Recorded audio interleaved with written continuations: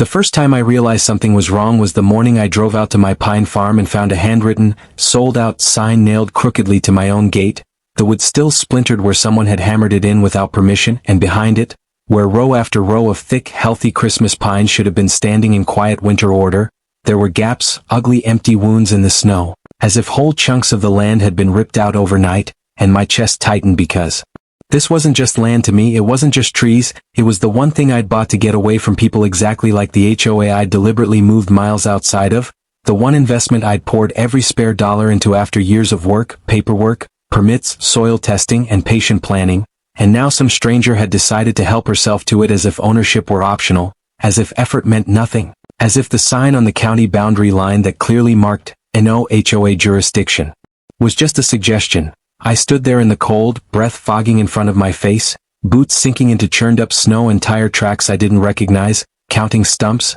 counting money already gone, realizing with a sick certainty that someone hadn't just trespassed. They'd run a business on my property, and they'd done it boldly, openly, with enough confidence to leave behind trash, twine, receipts fluttering half-buried near the fence. And that was when the anger set in, not explosive yet,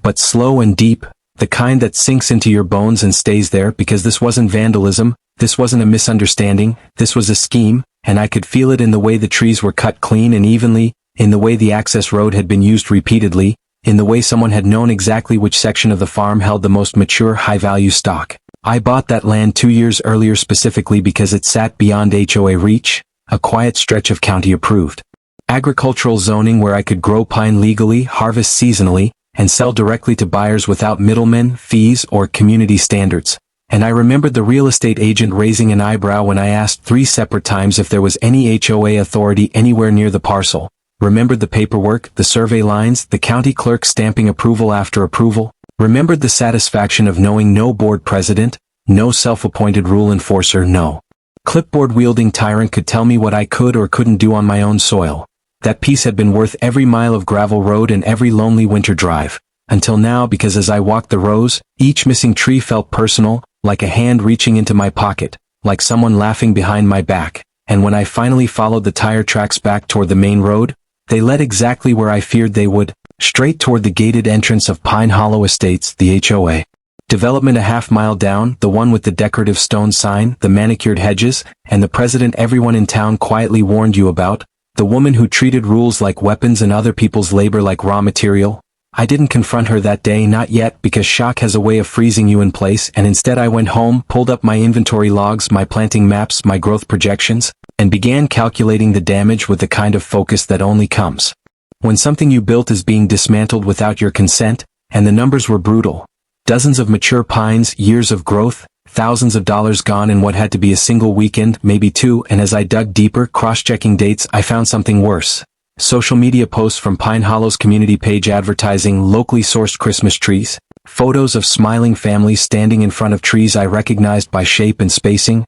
trees I'd pruned myself, with a handwritten price board in the background and a familiar figure posing proudly beside it, clipboard tucked under her arm, hair perfectly styled, smile sharp and satisfied, Karen herself, HOA president, selling my trees as if she'd grown them, as if she owned the land, as if the world would never challenge her version of reality. I stared at those photos until my hands shook, because this wasn't just theft, it was audacity, the kind that comes from years of getting away with smaller crimes, from fining neighbors for nonsense, from weaponizing bylaws and assuming no one outside her bubble would ever push back. And I realized then that she hadn't wandered onto my farm by accident. She'd planned this, she'd counted on distance, on my absence, on the assumption that a quiet landowner wouldn't notice or wouldn't fight. And standing there in my kitchen with the glow of the screen reflecting off the window, I made a decision that felt calm and terrifying at the same time. I wasn't going to shout, I wasn't going to threaten, and I wasn't going to warn her, because people like Karen don't respond to confrontation, they respond to consequences,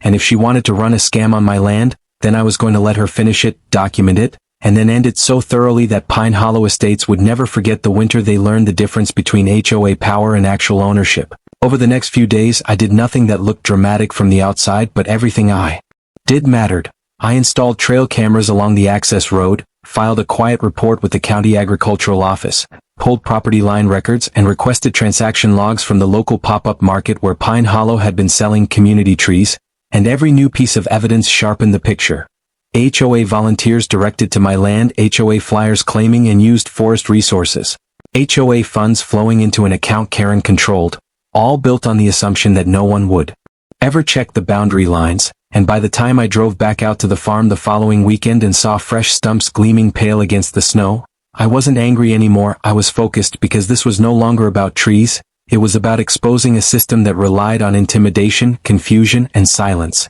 And as I stood there listening to the wind move through the remaining pines, I knew this was only the beginning, and that by the time I was done, Karen's holiday hustle would collapse in a single night, taking her authority, her reputation, and her carefully constructed illusion of control with it.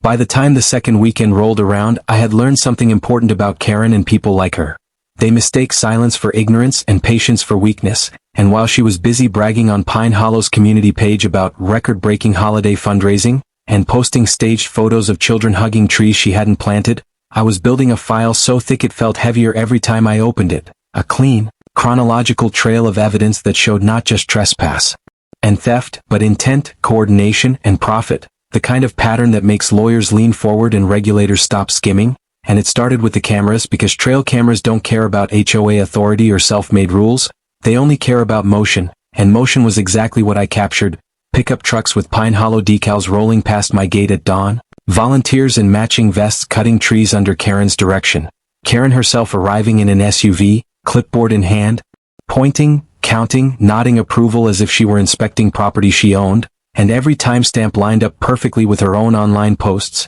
the same clothes, the same vehicles, the same trees later photographed for sale inside the HOA, and as satisfying as it was to finally have her on camera, what mattered more was what came next, because once you prove someone knows exactly what they're doing, their excuses evaporate. I took a day off work and drove to the county recorder's office. Sat across from a clerk who had seen this kind of thing before and laid out the surveys, the zoning approvals, the agricultural permits, and the property boundary maps in neat rows, and when she traced the lines with her finger and looked up at me with that slow, sympathetic expression, I knew I wasn't imagining it. Karen's entire operation was not just outside HOA authority, it was deep inside a violation zone, the kind that triggers fines, restitution, and in some cases criminal charges. And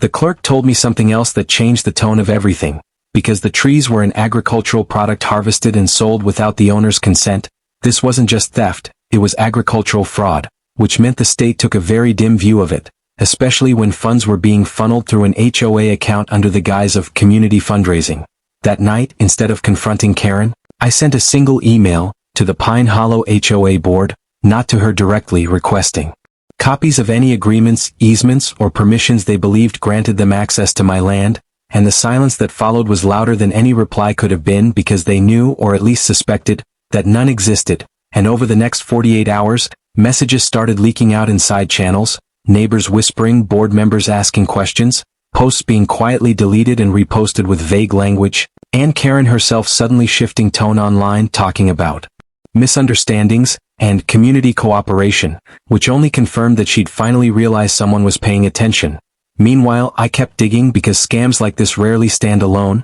and sure enough, the financial trail was ugly. HOA payments for logistics, tree transport, and event coordination flowing into a small LLC registered in Karen's brother's name, an LLC that conveniently didn't exist until a month before the first trees disappeared. And when I compared those deposits against the number of trees cut, the prices charged, and the public claims of where the money was going, the math didn't just fail to add up, it collapsed entirely. And that's when I understood that Karen hadn't just stolen my trees, she'd used them as the backbone of a much larger lie, one that propped up her authority inside Pine Hollow by making her look like a tireless leader bringing in money and goodwill. And all of it rested on the assumption that I would either never notice or never fight back. The pressure inside the HOA began to crack as word spread that the landowner had documentation, cameras, and county involvement, and I watched it happen in real time, watching comments disappear, watching carefully worded announcements replace earlier bragging posts, watching Karen go from triumphant to defensive in the span of a week, and still I said nothing publicly, because timing matters, and I wanted every single tree she sold after learning she was exposed to count as willful misconduct. By the end of that second week, I had affidavits from 2 volunteers who claimed they were told the farm was abandoned land, and that Karen had permission to use it. I had written confirmation from the county that no such permission existed. And I had a formal assessment of the farm's losses that put the total damages far higher than I had first calculated. Because mature pines aren't just worth their sale price, they represent years of lost future revenue, and when I finally drove past Pine Hollow Estates again and saw the HOA sign lit up for their holiday tree celebration, I didn't feel anger or dread anymore, just a quiet certainty because the celebration was built on a foundation that was already crumbling, and the moment I chose to push, it would collapse inward, taking Karen's credibility with it. And as I parked down the road and watched families file in, unaware of the truth behind the trees they were buying, I knew the next move would decide whether this ended as a messy dispute or a clean, devastating exposure, and I was ready to make it count. The night everything finally turned was colder than it had been all season, the kind of cold that sharpens sound and slows breath, and I chose it deliberately because people make mistakes when they're tired, distracted, and convinced the danger has already passed, and Karen, despite her sudden careful wording online, clearly believed she could ride this out with vague apologies and quiet edits, because Pine Hollow's holiday tree celebration went ahead as planned, lights strung across the entrance, banners flapping, volunteers smiling nervously while trying to project normalcy, and Karen herself stationed front and center, shaking hands, laughing a little too loudly, acting like a leader who had nothing to hide. And that was exactly what made the moment work, because exposure only lands when the audience is already assembled. Earlier that day I'd filed the final pieces: formal complaints with the county, documentation with the state agricultural office, and a civil claim outlining trespass, theft, fraud, and restitution. And then I'd done the one thing Karen never expected. I invited the authorities to come see the operation for themselves, not at my farm,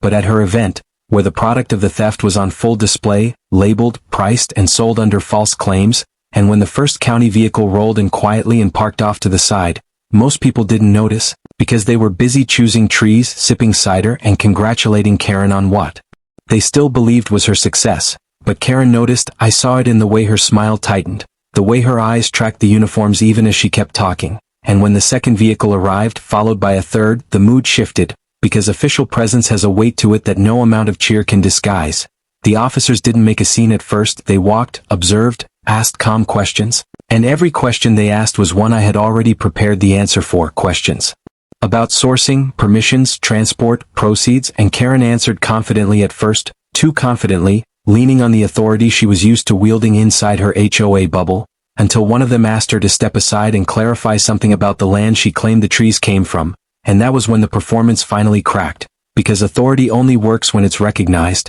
and county and state officials don't recognize HOA titles, they recognize deeds, permits, and boundaries. And when Karen was asked to produce documentation proving she had the right to harvest and sell those trees, she stalled, deflected, blamed volunteers, talked about community understanding, and with every word she dug herself deeper, because by that point the officers already had copies of my surveys, my permits, my filings, and the timestamps from my cameras, and they weren't there to debate, they were there to confirm. The moment they announced that the sale was being halted pending investigation, a ripple went through the crowd, confusion first, then whispers, then outright questions, and Karen tried to regain control, raising her voice, insisting it was a misunderstanding, insisting it would be resolved quickly. But the spell was broken, because once people realize something isn't right, they start looking closer, and that's when the volunteers who'd already been uneasy began talking, explaining what they'd been told, pointing toward my land when asked where they'd cut the trees, and suddenly the story Karen had curated so carefully began collapsing from multiple angles at once.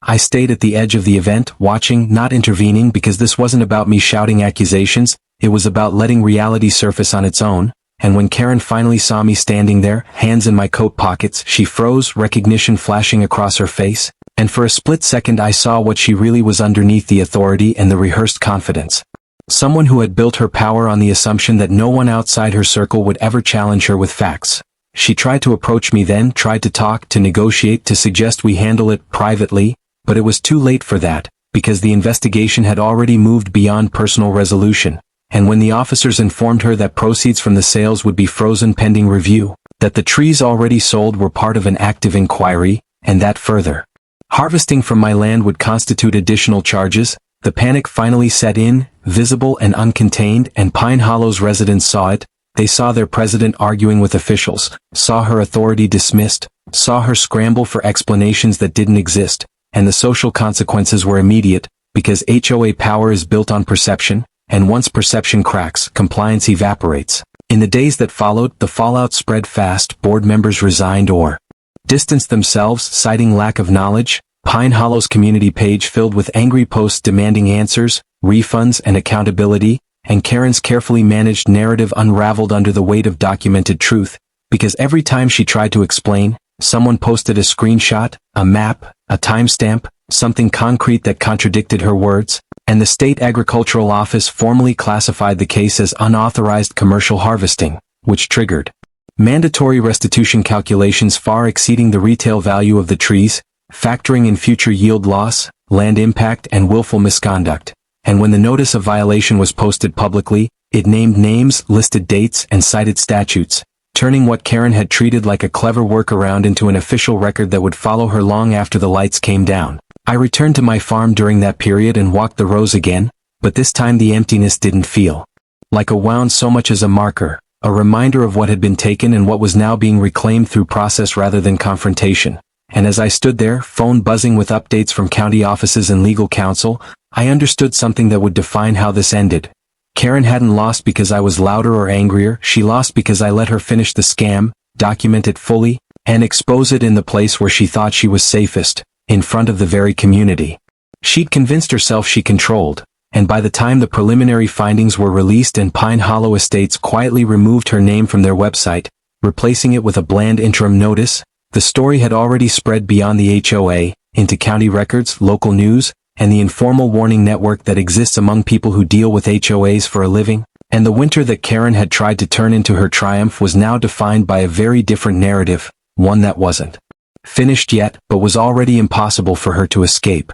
The final chapter unfolded on a morning that looked deceptively calm, the kind of gray winter light that makes the snow shimmer but hides every subtle movement, and I knew going in that the showdown wasn't going to be dramatic in the way movies stage confrontations. It would be clinical, methodical, and utterly irreversible because all the leverage I had built over the past weeks, the cameras, the county filings, the affidavits, the financial trail, and the growing public awareness, was about to converge, and this time there would be no room for negotiation, no excuses that could hold, and no staged appearances to sway opinion, because by now, Karen had exhausted every informal tactic she could rely on. Charm, intimidation, delay, and distraction, and none of it mattered against an airtight record. And I arrived at the farm early, boots crunching over frozen ground, scanning the rows of my surviving pines with a mixture of satisfaction and cold resolve, because every tree left standing represented not just a product, but proof that the land was mine, fully, legally, unassailable, and that every dollar she had attempted to extract without consent was now subject to restitution, fines, and exposure.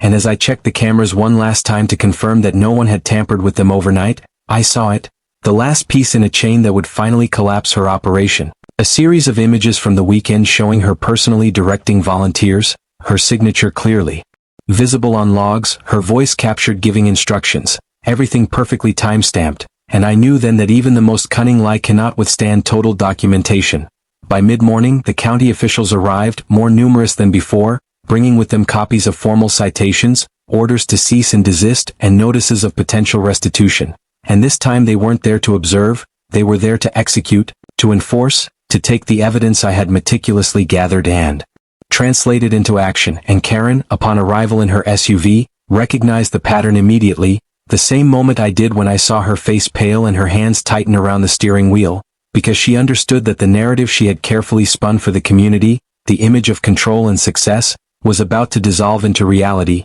and her first instinct was to deny, to deflect, to insist on misunderstandings, but the officers were calm, precise, and utterly unswayed, and as they walked the property line, inspected the stumps, reviewed the cameras, and compared the harvested trees with my original inventory, every word she tried to interject faltered against the weight of evidence, and for the first time, the reality of authority outside her HOA bubble pressed down on her visibly, shaking her composure in ways no committee vote ever could. The volunteers she had relied on to enforce her will began to murmur quietly, some speaking up to clarify that they had been instructed to treat the land as available, that they had acted under her direction, and suddenly the very people who had bolstered her power became witnesses to the extent of her deception, because credibility collapses faster when your own supporters question the legitimacy of your instructions. And as the investigation continued, officials began issuing immediate orders to halt sales, remove signage, and freeze accounts connected to the community fundraising she had advertised,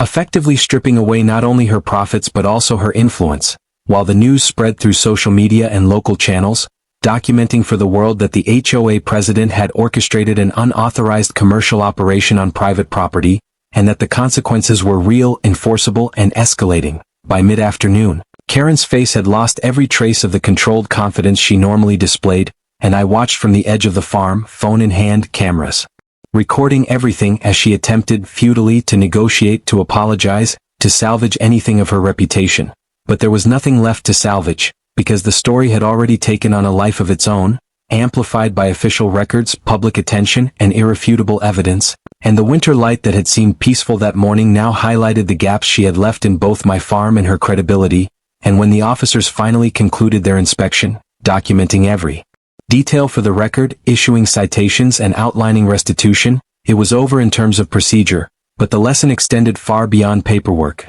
Karen's assumption that power could be maintained through intimidation, misinformation, and exploitation of trust had been entirely dismantled, and the very community she had dominated now bore witness to the consequences of her actions, while I, standing among my remaining pines, felt a calm satisfaction deeper than anger, because the victory wasn't in confrontation, it wasn't in shouting, it wasn't in immediate retribution, it was in the meticulous, relentless building of proof, the patient orchestration of consequences, and the understanding that justice can be precise, inevitable, and undeniable when you refuse to act impulsively. And by the time the sun dipped below the horizon, casting long shadows across the snow-dusted farm, Karen's scam had not only been halted but thoroughly exposed, the money redirected, the authority stripped, and my property reclaimed in both law and perception, leaving her with nothing but a record of her own making, and me with the quiet knowledge that patience, preparation, and unassailable documentation could turn audacity into accountability, forever changing how Pine Hollow Estates, and anyone who thought themselves untouchable, would measure power in the years to come. The winter that had begun with theft and deception ended in a clarity so sharp it cut through everything Karen had built, and the morning I returned to my farm, the horizon tinged with pale gold light reflecting off snow-crusted pine needles, I realized that this wasn't just a victory over a single individual, it was proof that preparation, patience, and an unwavering commitment to the truth could dismantle the most audacious schemes, because as I walked the rows of my surviving pines, boots, leaving crisp impressions in the frost, I could see the full scope of what had transpired. The stumps that once symbolized loss now framed the resilience of my property, every remaining tree a testament to care, foresight, and the patience to let someone else's hubris run its course while I documented every move. And as I reviewed the footage from the trail cameras one last time, I saw Karen's pattern of manipulation laid bare. Her arrivals, her direction of volunteers, her attempts to spin a narrative of community goodwill, all perfectly time-stamped, all perfectly aligned with my own records, and every single instance proving intent, premeditation, and exploitation, the kind of evidence that doesn't bend under questioning, the kind that transforms speculation into fact, accusation into undeniable truth, and fraud into a criminal record. And in that moment I realized the true power of documentation and patience, because people like Karen are so accustomed to immediate deference, to neighbors complying out of fear or indifference, that they never imagine someone will observe quietly, record methodically, and wait to act with precision. And the difference between those who are assumed powerless and those who are actually powerless is that patience allows control to shift quietly but completely. Later that day, the county and state officials returned to my property to finalize their inspections, review restitution calculations, and confirm that no further unauthorized harvesting could occur. And as Karen arrived again, this time flanked by a small contingent of her remaining board members and volunteers, her composure had eroded entirely, the veneer of authority replaced by visible tension, the same kind of tension that comes when someone finally comprehends that their assumptions about control are incorrect. And even as she tried to make excuses, her voice faltering, shifting from deflection to pleading, the officers methodically countered each point with documents, permits, evidence, and video, and I watched, hands in my coat pockets, the satisfaction tempered only by the gravity of the lesson being delivered, because this wasn't personal revenge, it wasn't theatrics, it was the inevitable result of audacity unchecked, and the demonstration was public. HOA rules do not trump property law. Authority built on intimidation collapses under scrutiny, and no amount of carefully staged events can withstand methodical exposure. And as the officials began to issue their final citations and formal orders, directing frozen accounts, halting all tree sales, mandating restitution for every unauthorized harvest, and imposing fines for willful violation of agricultural statutes, I realized that the scope of the fallout would ripple beyond just Pine Hollow Estates. because the county news bulletin and state agricultural notice were both formal, public, and legally binding, permanently associating Karen with misconduct, while simultaneously clarifying property rights in a way no internal HOA memo could undo. Throughout the morning, the volunteers began trickling away, some openly apologizing, others silent but visibly shaken, because the illusion of authority is easily shattered when consequences are real, and as Karen attempted to negotiate final settlements, lawyers present calmly explained the legal impossibility of reversing what had already been documented, the restitution formula calculated precisely according to the market value of the trees, projected future yield, and losses incurred, and she realized too late that every misstep she had taken had been captured, recorded, and catalogued, leaving no room for charm, coercion, or denial. And as the sun rose higher, casting long shadows across the snow-laden rows, I walked the perimeter of my farm, every gust of wind through the remaining pines whispering victory, because I had not only reclaimed what was stolen but transformed the theft into a permanent demonstration of accountability, turning audacity into exposure, deception into evidence, and arrogance into a public lesson that would echo through HOA circles, legal offices, and local networks for years to come. And as I finally stood at the main gate, looking out at the cleared, resilient landscape that had survived the theft, the cameras quietly documenting, the legal notices posted, and the officers packing up to return to their offices, I felt the deep, calm satisfaction of knowing that the scam had been ended not with anger or confrontation, but with precision, foresight, and a relentless commitment to truth, and the snow crunched under my boots like applause, every step a reminder that power, when assumed without scrutiny, can be overturned by the patient, prepared, and determined, leaving Karen's holiday scheme exposed, dismantled, and utterly powerless, and me finally free to walk among my trees with peace, certainty, and the knowledge that winter's light could not hide what was rightfully mine. The morning after Karen's fall from her self-constructed pedestal was quiet in a way that felt almost unnatural, the kind of silence that stretches across a snowy farm and makes every creak in the fence and every distant crow feel amplified, and I took it as an opportunity to survey the full extent of my reclaimed property, walking slowly down the rows of resilient pines whose green needles sparkled with frost, each tree standing as a testament to patience, planning, and the inevitability of accountability, while in the distance, the remnants of her operation, signage, scattered flyers, empty pallets, lay abandoned like the aftermath of a storm, all evidence of audacity crumbling under legal and moral gravity, and as I moved along the perimeter, I reflected on how perfectly the sequence of events had unfolded, because the key to dismantling someone like Karen was never confrontation in its rawest, angry form. It was preparation, documentation, and the quiet orchestration of consequences that would arrive with the weight of inevitability. And now, as I looked over the snow-crusted land, I could trace in my mind the entire operation, the months of planning she thought would go unnoticed, the volunteers she had coaxed into complicity, the audacious belief that an HOA president could assert ownership over farmland simply because she could convince neighbors of her authority, and I realized that every step she had taken to claim control had only made the exposure more dramatic and conclusive, because while she had relied on silence and ignorance, I had relied on fact, procedure, and time, and those always win against arrogance. The county officers had returned briefly to take final measurements, photograph stumps, and confirm my remaining inventory, and as I watched them move deliberately, recording each detail, I felt a sense of satisfaction that was not triumphalist, but precise and complete, because justice, once enacted with evidence and procedure, has a kind of quiet finality that no shouting or theatrics can emulate, and I knew the lesson would ripple far beyond my farm. Because Karen's authority in Pine Hollow Estates had been permanently compromised, board members were reconsidering their own compliance with rules, volunteers would think twice before following instructions without verification,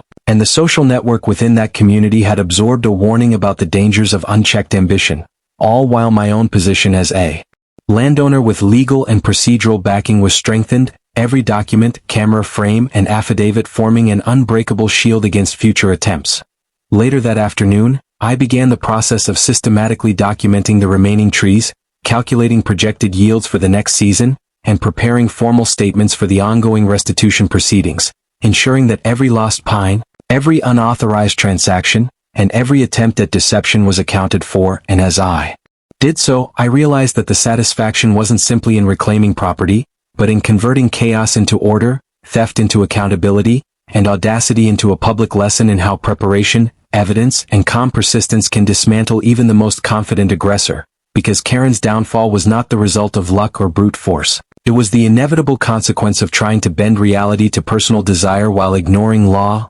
ethics, and proper documentation, and standing there. Among the surviving pines, frost glinting in the waning winter sun, I understood that this farm had become more than a business or a personal retreat. It had become a monument to vigilance, a living example that boundaries matter, authority is conditional, and patience, when combined with meticulous preparation, can turn the tide of even the most audacious schemes. And as I walked back toward the farmhouse, camera footage stored safely on my devices, legal notices posted in visible locations, and the snow crunching beneath my boots like a rhythm marking the passage of justice, I felt a calm certainty settle over me, a knowledge that the fight had been won not through impulse or confrontation, but through foresight, documentation, and the quiet, relentless application of law and reason, and that knowledge would carry me through every season ahead, knowing that no one, not even the most self-assured HOA president, could ever again touch what was mine without consequence because